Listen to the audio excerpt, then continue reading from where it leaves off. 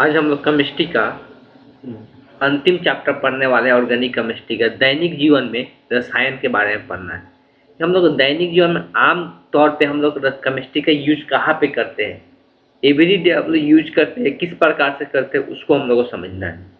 ठीक, तो इसमें सबसे पहले तो आप लोग चैप्टर का नाम लिख लेना, जो भी थोड़ा बहुत इंपॉर्टेंट पॉइंट होगा वो लिखवा देंगे, बाकी सब ऐसे ही हम लोग समझ लेंगे। तो औषधि में रसायन, सबसे पहले औषधि में रसायन, जो भी औषधि बनता है, औषधि का मतलब क्या होता है, जो दवा वगैरह हम लोग मेडिकल से लेते हैं वो सब का सब क्या होता है, औषधि होता है। तो वो सब औषधि कैसे बनता है, ये केमिस्ट्री के कारण ही बन पाता है, इसलिए कि उसमें कौन सा क्या चीज़ मिलाने से क्या चीज़ बनता है ये हम लोग केमिस्ट्री में ही पढ़ते हैं। तो ये हम लोग का बोल सकते हैं कि ये हम लोग को ये केमिस्ट्री ही दैनिक जीवन में हम लोग उपयोग कर रहे हैं, लेकिन इसका हम लोग दिखाई नहीं दे रहा है। लेकिन हम लोग हमेशा जो दवा वगैरह यूज करते हैं सब क्या है, सब के सब औषधि ही है। और सब बनाने का तरीका क्या होता है, सब केमिस्ट्री के द्वारा ही सीखा जाता है। मानव शरीर में बीमारियां विभिन्न कारणों पर निर्भर करती है, जैसे वातावरणीय प्रदूषक, बैक्टीरिया संक्रमण, खाद्य पदार्थ मिलावट। देखो, मानव को जो शरीर में बीमारी होता है अलग अलग कारणों से होता है, या तो वातावरण प्रदूषक के कारण होता है, बैक्टीरिया के कारण होता है, या खाद्य पदार्थ जो हम लोग खाना वगैरह खाते हैं उसमें किसी कारण से हम लोग को बीमारी देखने को मिलता है। ऐसा रसायन जो रोगजनक जीवों जैसे प्रोटोजोआ, जीवाणु, वायरस, कवक आदि के द्वारा उत्पन्न होने वाले संक्रमण को रोकने में सक्षम होता है। तो वैसा हम लोग दवा बोल सकते हैं, वैसा रोगजनक बोल सकते हैं जो हम लोग को क्या करता है, वायरस, प्रोटोजोआ, फंगस आदि से होने वाली बीमारियों को रोकने को क्या करता है, रोकने में काम करता है। उसी को हम लोग क्या कहते हैं, औषधीय रासायनिक अभिकर्मक कहलाता है। उसको हम लोग क्या कहते हैं, औषधीय रसायन अभिकर्मक के नाम से जानते हैं। तो एक पॉइंट लिख सकते हैं, डॉट करके लिखे, या ऐसे लिख सकते हैं, औषधीय औषधीय रासायनिक औषधीय रासायनिक अभिकर्मक अभिकर्मक करके यहाँ पे हेडिंग डाल के लिख सकते हैं क्या, तो यहाँ से लिख सकते हैं, प्रोटोजोआ, जीवाणु, वायरस, कवक आदि के द्वारा उत्पन्न होने वाले संक्रमण को रोकने में सक्षम हो, उसे हम लोग क्या कहते हैं, औषधीय रासायनिक अभिकर्मक कहलाते हैं। उसको हम लोग क्या कहते हैं, औषधीय रासायनिक अभिकर्मक कहलाते हैं। तो बोल सकते हैं यहाँ से लेके यहाँ तक लिख लेना है। ठीक है, आगे चलते हैं। तो ये रासायनिक यौगिक सूक्ष्म जीवों को नष्ट कर देते हैं। तो ये रासायनिक यौगिक करता क्या था, जो सूक्ष्म जीव होते हैं उसको ये नष्ट करता है, तथा रोगी के ऊतक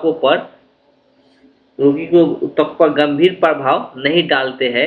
और कुछ यौगिक जैसे फिनॉल जीवाणु को नष्ट तो कर देते हैं, परंतु रोगी के ऊतकों पर गंभीर प्रभाव डालते हैं। देखो यहाँ पे दिया हुआ है कि ठीक है, नष्ट तो कर देते हैं, लेकिन कभी कभी ऐसा भी हो जाता है कि रोगी के जो ऊतक होता है उसको हम लोग उसका प्रभाव देखने को मिल जाता है। ऐसे यौगिकों को औषधि के श्रेणी में नहीं रखा जाता है।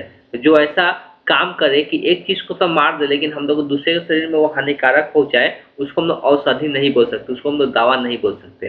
ठीक है, ऐसा भी कुछ दवा है कि हम लोग को जो जीवाणु से बीमारी हो रहा है उसी जीवाणु को हम लोग शरीर में जाएगा तो खत्म कर देगा, लेकिन हम लोग को दूसरा चीजों में वो क्या कर देगा, नुकसान पहुंचा देगा, तो उसको हम लोग औषधि नहीं बोलते हैं। अतः औषधि या दवा वह रासायनिक पदार्थ है जो जैव ऊतकों की क्रिया को मानवहित में बदलने में सहायक हो सके। तो औषधि या दवा ऐसा एक रासायनिक पदार्थ होता है जो जैव ऊतकों की क्रिया को मानवहित में बदलने में सहायक हो सके, मतलब उसको सही करने में सहायक हो सके, उसी को हम लोग औषधि के नाम से जानते हैं। तो दूसरा पॉइंट यहाँ पर लिख सकते हैं कि औषधि क्या है। तो औषधि हेडिंग डाल के इसको यहाँ से लेके यहाँ तक लिख लेना है कि औषधि के बारे में दिया हुआ है, दवा जिसको हम लोग बोलते हैं नॉर्मल भाषा में। अगर ये समानता पीड़ा दूर करने के लिए हम लोग दवा खाते हैं। समानता मतलब पीड़ा को दूर करने, पीड़ा मतलब दर्द वगैरह को दूर करने के लिए दवा खाते हैं, जैसे सिर दर्द, दांत के दर्द या मांसपेशियों के दर्द को दूर करने के लिए हमें एस्पिरिन लेते हैं। यदि व्यक्ति बुखार, दर्द, खांसी, गले के खराश आदि से पीड़ित है तो डॉक्टर दवा लेने की सलाह देते हैं, जिससे हमारी जीवाणुओं को नष्ट किया जा सके। कभी कभी कुछ अन्य दवाएं भी साथ में उपयोग के लिए दी जाती है, जैसे कफ सिरप, डिकॉन डिकॉन्जन स्टेन, पेट की अम्लीयता को दूर करने के लिए एंटासिड लिया जाता है। तो अलग अलग चीज़ों के लिए बताया जा रहा है कि अलग अलग चीज़ों के जीवाणुओं को नष्ट करने के लिए अलग दवा दिया जाता है।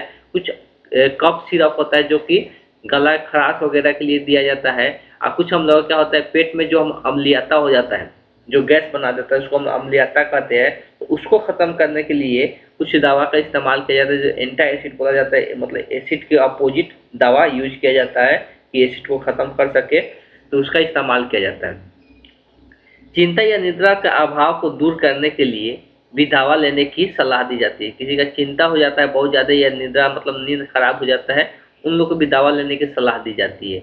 चीर या फाड़ की पीड़ा को दूर करने के लिए बेहोशी का दवा दी जाती है। जैसे हम लोग पता है कि ऑपरेशन वगैरह किया जाता है तो उसमें चीर फाड़ किया जाता है, तो उस टाइम बेहोशी का दवा दिया जाता है कि रोगी को पता न चले कि वहाँ पर उसको चीर फाड़ किया गया। अधिकतर दवाइयाँ सिर्फ अधिकृत डॉक्टर के नुस्खे पर ही मिल पाती है। तो बहुत सारे जो दवा होता है वो डॉक्टर जब बताते हैं तभी जाके वो दवा मिल पाती है, ऐसे वो नहीं मिलता है। लेकिन ऐसे तो हम लोग आम भाषा में देखते हैं कि हर एक जगह कोई भी दवा जाता है तो वो उसको मिल जाता है। किंतु कुछ दवाइयाँ किसी भी व्यक्ति द्वारा खरीदी जा सकती है, लेकिन कुछ दवाइयाँ ऐसा ही बनाया जाता है कि किसी भी व्यक्ति द्वारा खरीदी जा सकती है और कभी भी ले सकता है, इसलिए उसका कोई रिएक्शन उतना नहीं होता है, जिसे ओटीसी दावा कहा जाता है। तो ओवर द काउंटर ओसीटी दावा कहा जाता है कि ये कहीं पर भी मिल जाता है और ये कोई भी दे सकता है, इसलिए कि इसका साइड इफेक्ट उतना देखने को नहीं मिलता है। भिन्न भिन्न बीमारियों के लिए दवा का एक कोर्स होता है। निर्धारित मात्रा से अधिक दवा लेने के पश्च प्रभाव भी हो सकते हैं। अगर मान लो हद से ज़्यादा कोई दवा लेता है तो उसका अलग प्रभाव भी देखने को मिल सकता है। किसी व्यक्ति को किसी दवा के विशेष से एलर्जी भी होती है। कभी कभी कोई व्यक्ति हो सकता है दवा खाएगा तो उसको एलर्जी हो जाए, उससे उनको नुकसान ही हो जाए, ऐसा भी देखने को मिलता है। अतः बिना डॉक्टर के परामर्श के दवा खाना खतरनाक हो सकता है। इस अध्याय में हम लोग दवा के निम्नलिखित 4 मुख्य बिंदुओं पर विचार किया जाएगा। कौन कौन सा दवा के उपयोग का उद्देश्य क्या होता है, दवा का रासायनिक प्रकृति क्या होता है, दवा के शरीर में प्रभाव क्या देखने को मिलता है, और दवा का पार्श्व प्रभाव मतलब साइड इफेक्ट कोई देखने को मिलता है कि नहीं मिलता है, उसको हम लोग चर्चा करने वाले हैं। सबसे पहले हम लोग एंटासिड यूज करते थे। एंटासिड किस लिए यूज करते थे? एंटासिड का मतलब है कि एसिड का अपोजिट। एसिड मतलब क्या होता है? अम्ल। जब गैस हम लोग अम्लीयता होता है पेट में तो उसमें गैस का मात्रा ज्यादा, मतलब उसमें हो सकता है अम्ल का मात्रा ज्यादा हो जाता है, जिसको हम लोग गैस्ट्रिक बोलते हैं। तो अम्ल का मात्रा खत्म करने के लिए उसका अपोजिट चीज दिया जाता है जिसको हम लोग एंटासिड कहते हैं, जिससे बेस हम लोग बोलते हैं। सिंपल बोल सकते हैं बेस के रूप में कुछ ना कुछ दिया जाता है, मतलब क्षार के रूप में कुछ ना कुछ दिया जाता है कि अम्लीयता को खत्म कर सके। इसलिए कि अम्लीयता को खत्म करने के लिए क्षार का ही जरूरत पड़ता है।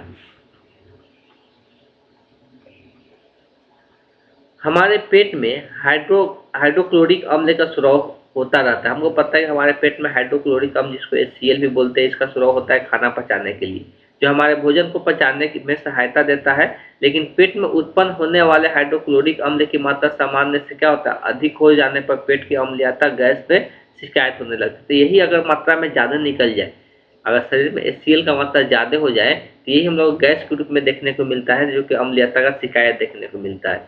प्रमाण से अधिक भोजन तथा तीखा और मसालेदार भोजन तनाव, चिंता और दवा से पेट में अम्लीयता बढ़ती है।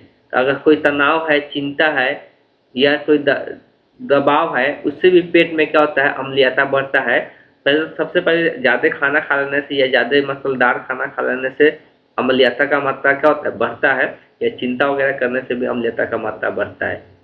इसके उपचार हेतु प्रायः एंटासिड का उपयोग किया जाता है। एंटासिड मूलतः क्षारीय होता है। तो पहले बताया था कि ये क्या होगा, क्षारीय होगा, जो अम्लीयता को खत्म करता है। तो क्षारीय के रूप में एंटासिड के रूप में क्या लिखा जाता है, मैग्नीशियम यहाँ पर दिया हुआ है, magnesium hydroxide, aluminium hydroxide, sodium hydroxide आदि का इस्तेमाल किया जाता है। ऐसे यौगिक जिनमें OH-HO3 समूह होते हैं वे पेट में H+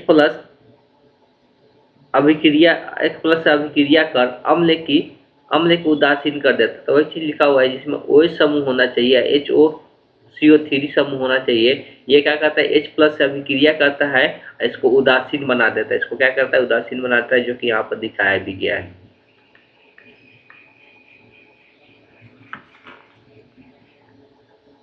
यद्यपि एंटासिड पेट की अम्लीयता से मुक्त दिलाता है, परंतु अम्लीयता के कारण का इलाज नहीं कर पाता है। अब देखो ये एंटासिड क्या करता है, तो एंटासिड हम लोग जो दवा खाते हैं, एंटासिड जो दवा खाते हैं ये सिर्फ क्या करता है, अम्लीयता को कम करता है। ये क्या करता है, अम्लीयता को कम करता है। ये अम्लीयता के कारण जो हुआ, जिस कारण से वो ज्यादा मात्रा में हुआ, उसको ये ठीक नहीं करता। इस बात को ध्यान रखें। जब तक अम्लीयता के कारण का इलाज नहीं हो पाता, तब तक एंटासिड द्वारा अम्लीयता से अस्थायी मुक्ति मिल जाती है। मतलब थोड़ा देर के लिए वो क्या होता है, वो खत्म कर देता है, अम्लीयता को नष्ट कर देता है। ठीक है,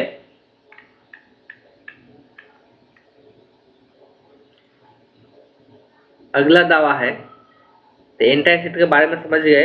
अगला हम लोग के पास एनाल्जेनिक एनाल्जेसिक एनाल्जेसिक जो कि है दर्द निवारण दवा। ये क्या है, इसको हम लोग बोलते हैं दर्द निवारण दवा। एनाल्जेसिक जो होता है ये दर्द से मुक्त दिलाता है। एनाल्जेसिक या दर्द निवारण दवा वे रासायनिक यौगिक है जो दर्द को आराम दिलाता है। जो क्या करता है, दर्द को आराम दिलाता है। जैसे सिर दर्द को दूर करने के लिए एस्प्रिन लिया जाता है। दांत को भरने तथा निकालने के लिए डॉक्टर नोकोकेन का उपयोग करते हैं। तो ये सब दवा का अलग। अच्छा, यहाँ पे थोड़ा शॉर्ट चीज तो लिख ही सकते हैं। एंटा एसिड हेडिंग डाल के लिख लेना है, इसको हम लिखवा देते हैं।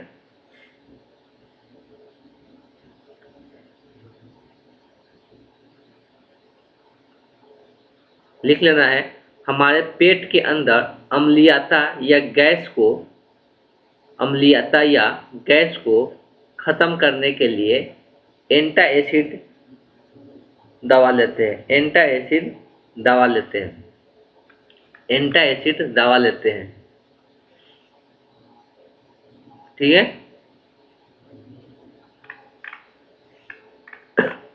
वैसे ही लिख लेना है। एनाल्जेसिक एनाल्जेसिक हेडिंग डाल के लिख लेना है, दर्द निवारण दवा। तो इसको लिख लेना है, एनाल्जेसिक या दर्द निवारण दवा को रासायनिक यौगिक है जो दर्द से आराम दिलाते हैं। जो दर्द से आराम दिलाते हैं, बस इतना लिख लेना, ज्यादा लिखने की जरूरत नहीं है। तो ये सब अलग अलग चीजों का क्या करता है, दर्द निवारण आता है। दांत वगैरह, डॉक्टर जो दांत वगैरह निकालते हैं वो भी क्या करते हैं, ये सब दवा का इस्तेमाल करते हैं। अधिक तेज दर्द दूर करने के लिए हम लोग मॉर्फिन तथा कोडीन का उपयोग करते हैं। और किसी को बहुत ज्यादा तेज दर्द है तो उसके लिए हम लोग मॉर्फिन या तथा कोडीन का इस्तेमाल करते हैं। एनाल्जेसिक जो होता है दो प्रकार का होता है, एक होता है निद्राकारी, एक होता है अनिद्राकारी। निद्राकारी एक होता है अनिद्राकारी।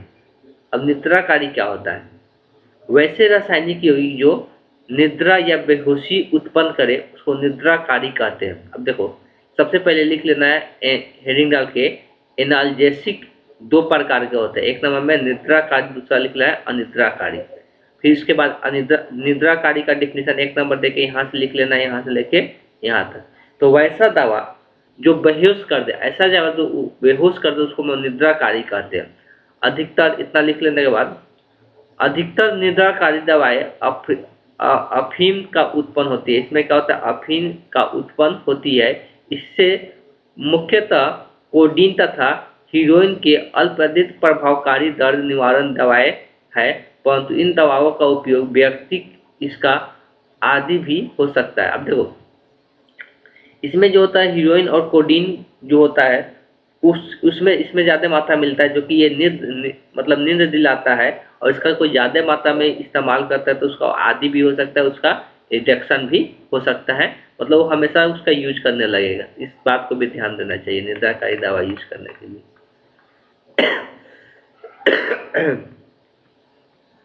आगे है अनिद्राकारी। तो 1763 में सरपत पेड़ की छाल से बुखार कम किया जाता था। पहले 1763 में मतलब बात करेंगे तो एक पेड़ का नाम था सरपत पेड़। ये बुखार, इसके छाल कोई पीता था तब बुखार कम होता था। 1852 में शरीर के दर्द को कम करने के लिए वैज्ञानिकों ने सैलिसिलिक अम्ल का संश्लेषण किया था। एक दवा बनाया गया सैलिसिलिक अम्ल, ये क्या करता था तो शरीर का दर्द कम करता था। दवा के रूप में सैलिसिलिक अम्ल की दर्द निवारण सामर्थ्य मॉर्फिन की अपेक्षा केवल 1/50 भाग ही होता था। तो हम लोग जो मॉर्फिन का बात कर रहे थे ऊपर में, उसका अगर अपेक्षा बात करेंगे तो 1/50 भाग ही इसमें होता था। अतः इसका उपयोग साधारणतः मध्य क्रम के दर्द को निवारण करने के लिए, मतलब बहुत छोटा दर्द को निवारण करने के लिए, ठीक करने के लिए इसका इस्तेमाल किया जाता था। इस दवा के विविध प्रभाव होते थे। इस दवा का अलग अलग प्रभाव होता था। यह दवा दर्द निवारण के लिए साथ साथ जवारनाशक तथा सूजन कम करने के लिए, बुखार वगैरह या सूजन कम करने के लिए भी ये दवा इस्तेमाल किया जाता था, रूप में उपयोगी होता। परंतु दवा का उपयोग मुंह तथा पेट की जलन होती थी। जब ये दवा का उपयोग करते थे तो मुंह और पेट में क्या होता था, जलन होता था। अतः सैलिसिलिक अम्ल से एसिटिलिक सैलिसिलिक अम्ल और एस्पिरिन बनाया गया था। बाद में सैलिसिलिक अम्ल का ही इस्तेमाल करके एसिटिलिक सैलिसिलिक अम्ल बनाया गया।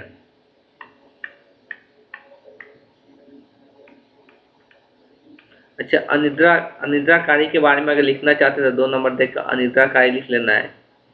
लिखना है कि यह दवा दर्द को आराम करता है, लेकिन इससे नींद नहीं आती है। बस इतना लिख लेना है। तो बाद में क्या किया गया, सैलिसिलिक अम्ल से एसिटिलिक सैलिसिलिक अम्ल का निर्माण किया गया। एस्पिरिन जवारनाशक तथा सूजन कम करने में दवा होने के साथ साथ ये प्रभावकारी दर्द निवारण भी होता था। मतलब ये बुखार वगैरह को भी कम करता था, साथ साथ सूजन को भी, दर्द को भी कम करता था।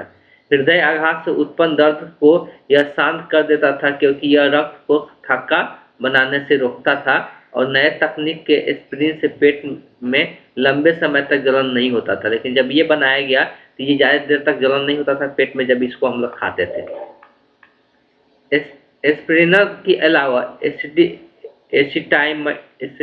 एसिटामिडोफिनॉल तथा फिनासेटिक का उपयोग साधारण माध्यम के क्रम में दर्द निवारण के रूप में किया जाता है। तो आज के डेट में भी एस्पिरिन किया जाता है।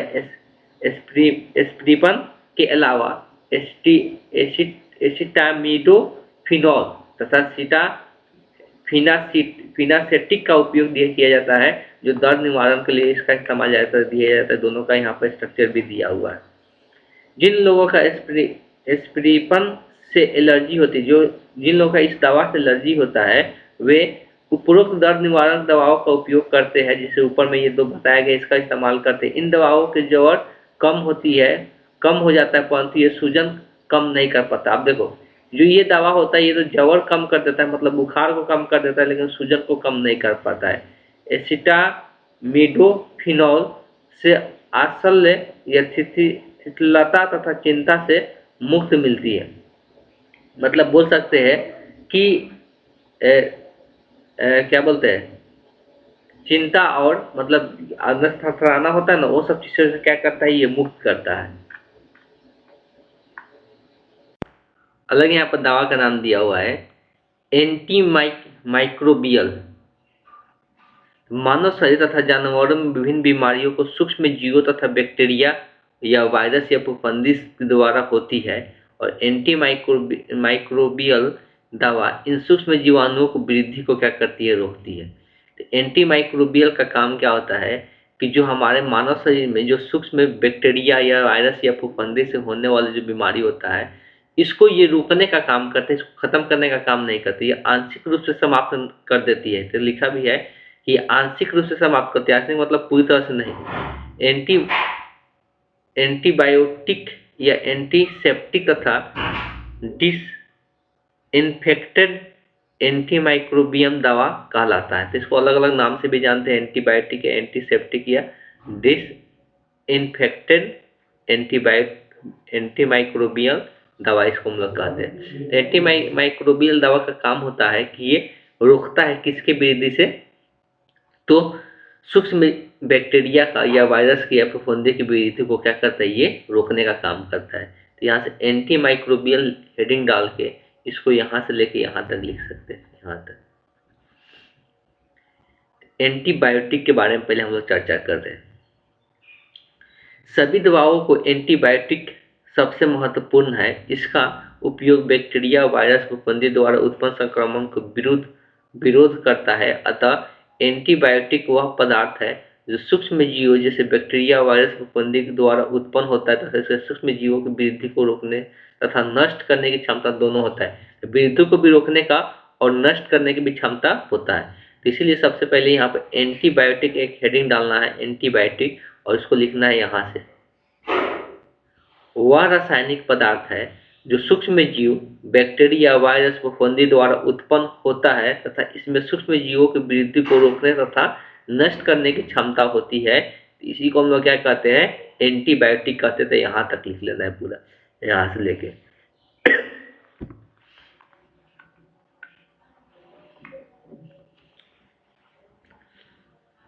बैक्टीरिया से उत्पन्न संक्रमण के विरुद्ध दवाओं की खोज सबसे पहले कब किया गया? सर्वप्रथम 19वीं सदी में जर्मन बैक्टीरियोलॉजिस्ट पॉल हर्लिंच ने सिफिलिस रोग के उपचार के लिए आर्सेनिक यौगिक आर्सफानामिन या सेलबारसन का आविष्कार किया, जिसके लिए 1908 में नोबेल पुरस्कार से सम्मानित किया गया। सेलबारसन की संरचना में यह आर्सेनिक है, यहाँ पर इसका स्ट्रक्चर दिखाया गया। बंधन एंजोरंजन एन के अनुरूप होता है। बाद में 1932 में एल्हर्लिच ने एक रासायनिक यौगिक पोंटोसिल का संश्लेषण किया जो संरचना में एंजोरंजक के अनुरूप था, परंतु यह इसी रूप में बैक्टीरिया को नष्ट करने में सक्षम नहीं था। तो यहाँ पे 1932 में बात किया जाए तो 1932 में भी एक यौगिक का निर्माण किया गया, पोंटोसिल संश्लेषण किया गया जो एंजोरंजक के अनुरूप था, लेकिन यह बैक्टीरिया को नष्ट करने में सक्षम नहीं था। शोध से ज्ञात है कि पोंटोसिल आसानी से सल्फानिलामाइड में परिणत हो जाता है जो पुनः एंटीबैक्टीरियल के रूप में कार्य करता है। तो वैसे लिखा हुआ है पोंटोसिल जो होता है, पोंटोसिल तो पहले देखा गया कि बैक्टीरिया को नष्ट नहीं कर रहा है, लेकिन ये बाद में देखा गया कि पेंटोसिल आसानी से किस में कन्वर्ट हो जाता है, तो सल्फानिलामाइड में परिवर्तित हो जाती है, जो बैक्टीरियल रूप से कार्य करना शुरू कर देता है और सल्फोनिलमाइड के साथ अन्य सल्फा औषधि भी आविष्कार हुआ, जिसे मुख्यतः यहाँ पर नाम दिया हुआ है। इसी के साथ इसके प्रकार के और भी यौगिक का निर्माण किया गया जो कि क्या एंटीबायोटिक का काम कर रहा था, जो सूक्ष्म जीव को नष्ट करने में मदद कर रहा था। यहाँ पर उस सब का स्ट्रक्चर भी दिया हुआ है। स्ट्रक्चर का भी सब पूछता नहीं है, इसलिए लिखना जरूरी नहीं।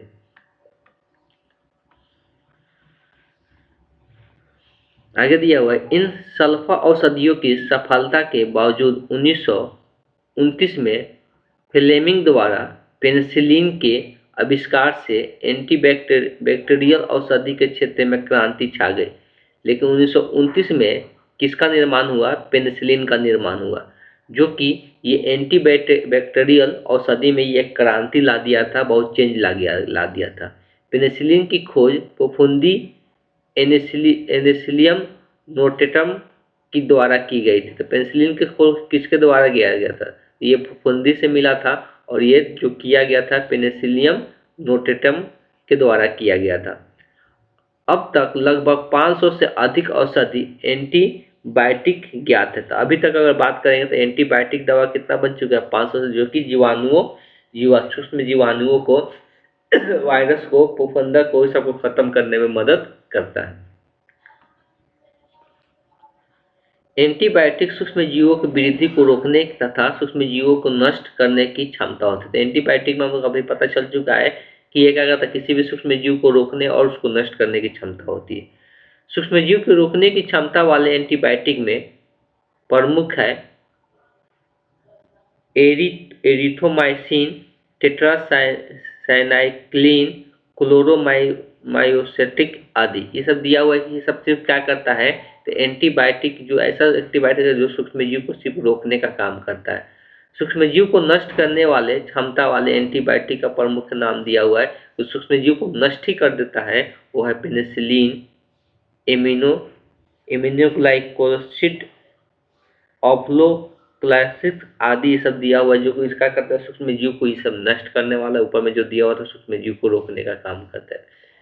जीवाणुओं को ग्राम धनात्मक ग्राम ऋणात्मक में विभाजित किया जाता है। जीवाणु होता है उसको दो हिस्सों में विभाजित किया जाता है, एक होता है ग्राम धनात्मक, दूसरा होता है ग्राम ऋणात्मक।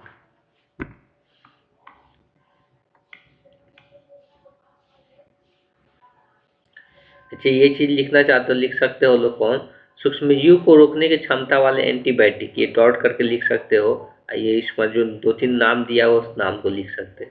उसके बाद यहाँ पे फिर दूसरा डॉट करके लिख सकते हो, सूक्ष्मजीव को नष्ट करने वाले क्षमता वाले एंटीबायोटिक प्रमुख है, जो कि ये सब लिख सकते हो नाम में। ठीक, अब जीवाणुओं को दो हिस्सा में बांटा गया है, ग्राम धनात्मक और ग्राम ऋणात्मक। सूक्ष्म जीवाणुओं को संपूर्ण वर्ग जो एंटीबायोटिक द्वारा प्रभावित होती है। सूक्ष्म जीवाणुओं को संपूर्ण वर्ग, सूक्ष्म जीवाणुओं का जितना भी वर्ग है सब के सब एंटीबायोटिक द्वारा प्रभावित होती है, उन स्पेक्ट्रम द्वारा व्यक्त करते हैं जो ब्रॉड स्पेक्ट्रम एंटीबायोटिक औषधियों का हानिकारक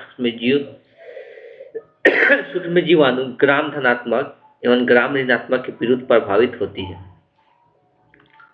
आगे दिया हुआ उदाहरण के लिए क्लोरोमाइसोसेटिन, टेट्रासाइक्लिन, एम्पिसिलिन, एमॉक्सिसिलिन इत्यादि एंटीबायोटिक औषधि जो सिर्फ ग्राम धनात्मक या सिर्फ ग्राम ऋणात्मक सूक्ष्मजीव के विरुद्ध प्रभावित काम करती है। तो कोई एक ही का विरुद्ध काम करेगा, या ग्राम धनात्मक या ग्राम ऋणात्मक के विरुद्ध ही काम कर पाता है। वे संकीर्ण स्पेक्ट्रम कहलाते हैं। उदाहरण के लिए पेनिसिलिन जी संकीर्ण स्पेक्ट्रम एंटीबायोटिक है जो किसी एक के लिए ही काम करेगा, ग्राम धनात्मक जीवाणु के लिए, ग्राम ऋणात्मक जीवाणु के लिए।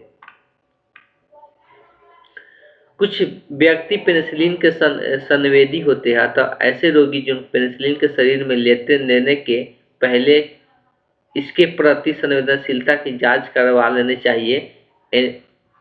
एम्पिसिलिन तथा एमॉक्सिसिलिन पेनिसिलिन तथा अर्ध संश्लेषित नवीन रूप होते हैं। देखो यहाँ पर दिया हुआ है, कुछ व्यक्ति ऐसे होते हैं जो पेनिसिलिन के विरुद्ध क्या होता है, संवेदनशील होते हैं, मतलब इसको लेने के बाद उनके शरीर में कुछ ना कुछ दिक्कतें देखने को मिलता है।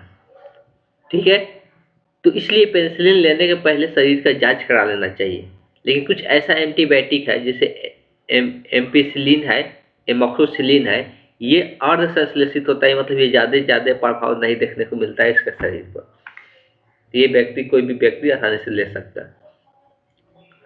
अगर दिया क्लोरोमाइसेटिन या क्लोरोमफेनिकोलोन एक ब्रॉड स्पेक्ट्रम एंटीबायोटिक है जिसे 1947 में प्राप्त किया गया था। यह जठर आंतरिक मार्ग में आसानी से अवशोषित हो जाता है, अतः इन औषधि का मुख्य द्वारा ग्रहण किया जाता है। देखो, जठर आंतरिक मार्ग मतलब क्या होता है, जो हम लोग का गैस्ट्रोजेल जठर ग्रंथि होता है ना, उस जठर ग्रंथि में इसका अवशोषण आसानी से हो जाता है। शरीर का जो जठर ग्रंथि होता है जो अमाशय के पास होता है, औषधि का मुख्य द्वारा लिया जाता है। क्लोरोमाइसेटिन टाइफाइड बुखार के इलाज में मुख्य प्रभावी होती है। तो यहाँ पे एक नाम दिया क्लोरोमाइसेटिन, जो टाइफाइड के इलाज में ज्यादा मुख्य प्रभावित होता है। ये एंटीबायोटिक बाजार में दवा के रूप में संश्लेषित क्लोरोमाइसेटिन का उपयोग होता है, तो ज्यादातर बाजार में ये आसानी से ये दवा मिल पाता है, जो कि ज्यादातर ये टाइफाइड के लिए यूज किया जाता है।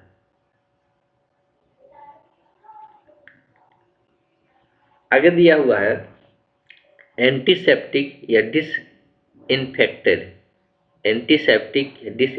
नाम। एंटीसेप्टिक का इस्तेमाल, तो एंटीसेप्टिक सूक्ष्म जीवाणुओं की वृद्धि को रोकते हैं तथा जीवित उत्तकों के लिए हानिकारक नहीं होते हैं। ये एंटीसेप्टिक ऐसा दवा है कि ये सूक्ष्म जीवाणु को भी रोकेगा, लेकिन जो हम लोग शरीर में जीवित उत्तक होगा उसके लिए कोई हानिकारक प्रभाव नहीं पहुंचाता है। अतः इनका उपयोग त्वचा तथा घाव या पट्टी करने में तथा कटने पर किया जाता है। इसे डिटॉल,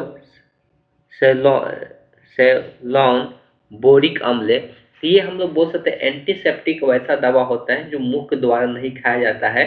जो क्या होता है, ये हम लोग को त्वचा पर इसका इस्तेमाल किया जाता है, कहीं ना कहीं यहाँ पर घावों पर इस्तेमाल किया जाएगा, या कोई कटा फटा है वहां पर इस्तेमाल किया जाता है, या पट्टी वगैरह बांधने में इस्तेमाल किया जाता है। इसको बोलते हैं एंटीसेप्टिक, बोलते हैं इसको, क्या कहते हैं, एंटीसेप्टिक बोलते हैं। ये ऊतकों को जीवित ऊतकों को कोई भी नुकसान नहीं पहुंचाता है। तो एंटीसेप्टिक या इसको हम लोग डिसइंफेक्टेड हम लोग बोलते हैं। ये हेडिंग डाल के ये इसको पूरा ही लिख ले तो अच्छा से समझ में आएगा। इसको पूरा लिख लिया जाए, याद रहेगा। डिसइंफेक्टेड सूक्ष्म जीवों को नाश करते हैं। ये क्या करते हैं, सूक्ष्म जीव अगर वहां पे कट्टा फटा पर या घाव गए पर आके रुकता है तो उसको ये नष्ट करता है। नहीं नष्ट करेगा, नहीं लगाएंगे तो क्या करेगा, सूक्ष्म जीव उसको वृद्धि करते जाएगा घाव को। जीवित ऊतकों के लिए हानिकारक, हाँ, जीवित ऊतकों के लिए हानिकारक होते हैं, अतः इसका त्वचा पर उपयोग नहीं किया जाता है, जैसे फिनॉल। अब देखो, कुछ एंटीसेप्टिक ऐसा होते हैं कि जो क्या करते हैं, डिस एंटीसेप्टिक, इसको हम लोग बोलते हैं ये, अच्छा, थोड़ा सा ध्यान देना है। एंटीसेप्टिक का ये जो एंटीसेप्टिक का डिफिनेशन यहाँ से यहाँ तक लिखना है। ये डिस एंटीसेप्टिक नहीं है, एंटीसेप्टिक जो कि हम लोग त्वचा वगैरह पे यूज करते हैं, इसका कोई ऊतकों पर प्रभाव नहीं पड़ता है। लेकिन डिस एंटीसेप्टिक का डिफिनेशन यहाँ से लिखना है। डिस एंटीसेप्टिक हेडिंग डालना है, डिसइंफेक्टेड, डिसइंफेक्टेड। डिसइंफेक्टेड का हेडिंग यहाँ से डालना है। डिसइंफेक्टेड सूक्ष्म जीव का नाश करते, तो ये भी क्या करता है, डिसइंफेक्टेड जो होता है सूक्ष्म जीव का नाश करता है, लेकिन जीवित ऊतकों को ये हानिकारक पहुंचाता है। सूक्ष्म जीव का नाश करता है मतलब इसको हम लोग त्वचा वगैरह पर लगा लेंगे तो हम लोग के लिए क्या होगा, हानिकारक हो जाएगा। जैसे फिनॉल वगैरह हम लोग यूज करते हैं, तो ये सब हम लोग साफ सफाई करने के लिए यूज करते हैं। तो इसको अलग से यहाँ से लेके यहाँ तक लिख लेना है। सब साफ सफाई करने के लिए यूज करते हैं, इसलिए हम लोग इसको शरीर वगैरह पर यूज नहीं कर सकते।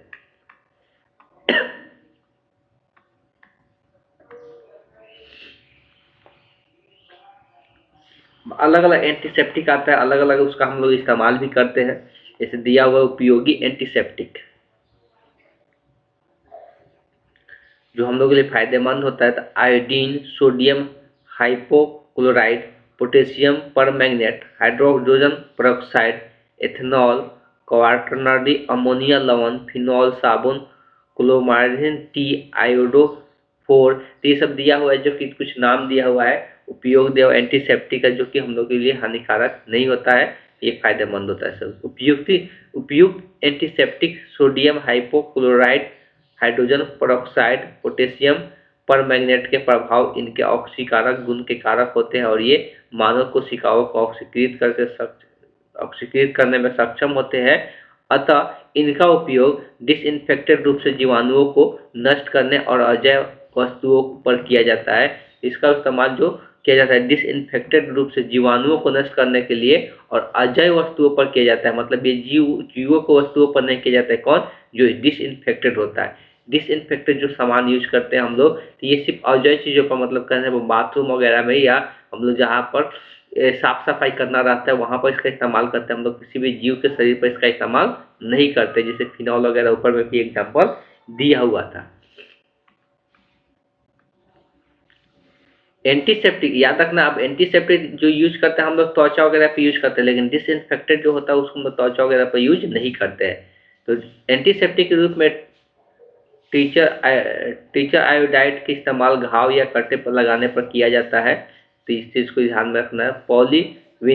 विनाइलो पाइरोलिडोन आयोडीन से जटिल यौगिक बनता है, जिसे आयोडोफोर कहा जाता है, और आयोडोफोर का जलीय विलयन प्रभावी और दर्द मुक्त डिसइंफेक्टेड होता है। तो ये दर्द मुक्त डिसइंफेक्टेड होता है जो आयोडोफोर जलीय विलयन प्रभावी जो होता है। चलिए, तो अब आगे देखते हैं। आगे यहाँ पर दिया हुआ उपसामक। ये उपसामक क्या होता है,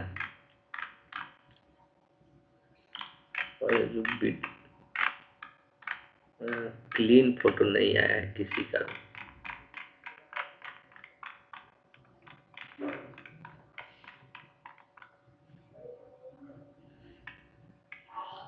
उपशामक क्या होता है? तो वैसे रसायन जो रोगी को उत्तेजना, मानसिक तनाव तथा चिंता को कम करे उसको हम लोग क्या कहते हैं? उपशामक कहते हैं।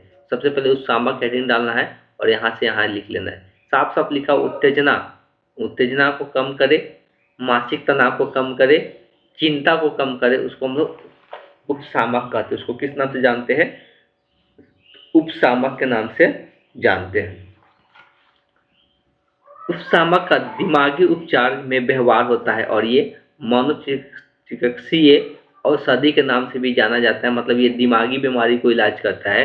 उपशामक के रूप में व्यवहार होने वाले दवाओं का मुख्य बारबियूटेरेट,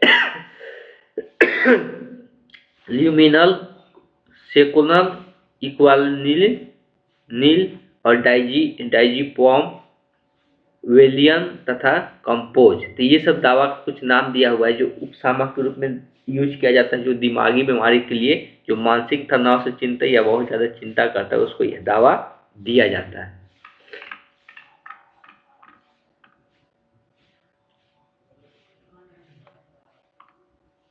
आगे दिया हुआ है एंटी फॉर्मेडिलिटी दवा, जिसको गर्भ निरोधक गोलियां भी हम लोग बोलते हैं। इसके बारे में हम लोग पहले से भी पढ़े हुए हैं। महिलाओं को गर्भ से बचाने के लिए जो गोली दिया जाता है उसी को हम लोग क्या कहते हैं? एंटी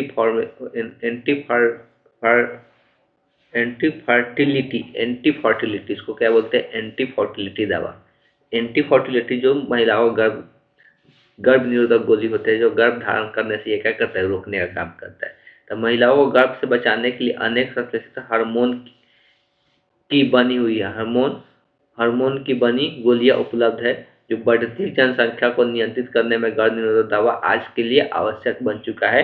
इसलिए जनसंख्या बढ़े तो उसको गर्भ धारण को रोकने के लिए अलग अलग प्रकार के दवा बना दिया गया है। उसी को हम लोग क्या कहते हैं? एंटी फर्टिलिटी के नाम से जानते हैं। तो एंटी फर्टिलिटी दवा अगर हेडिंग डाल के लिखना है तो लिख सकते हैं। तो एंटी फर्टिलिटी दवा, गर्भ निरोधक गोलियां, महिलाओं को बचाने गर्भ से बचाने के लिए यह गोली उपलब्ध कराया जाता है। इसे एंटी फर्टिलिटी दवा कहते हैं। इसके बारे में ज़्यादा हम लोग चर्चा नहीं करेंगे। एंटी फर्टिलिटी दवा गर्भ निरोधक गोली से बचाने के लिए अलग अलग दवा का इस्तेमाल किया जाता है। ये हार्मोनल इफेक्ट कराया जाता है शरीर के अंदर।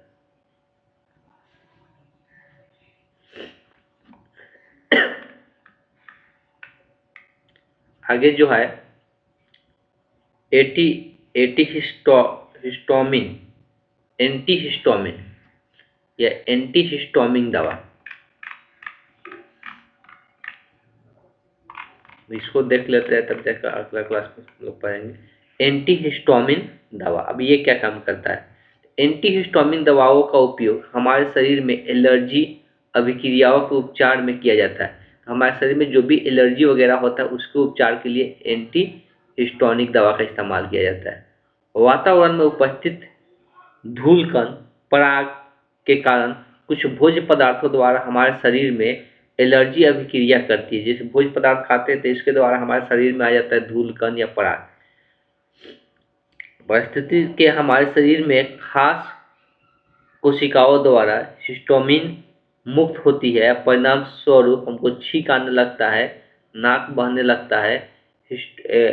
एंटीहिस्टोमिन दवाएं हिस्टोमिन से उत्पन्न प्रभाव को कम करता है। तो वही चीज़ है, ये जो हिस्टोमिन हो रहा है, हम लोग छींक आ रहा है, नाक बहने लग रहा है, तो गला खसखसाने लग रहा है, तो ये हम एलर्जी के कारण हो रहा है। तो जब ऐसा एलर्जी के कारण होता है तो उसके लिए हम लोग एंटी हिस्टोमिन दवा का इस्तेमाल करते हैं। तो एंटी हिस्टोमिन हेडिंग डालकर लिख सकते हैं।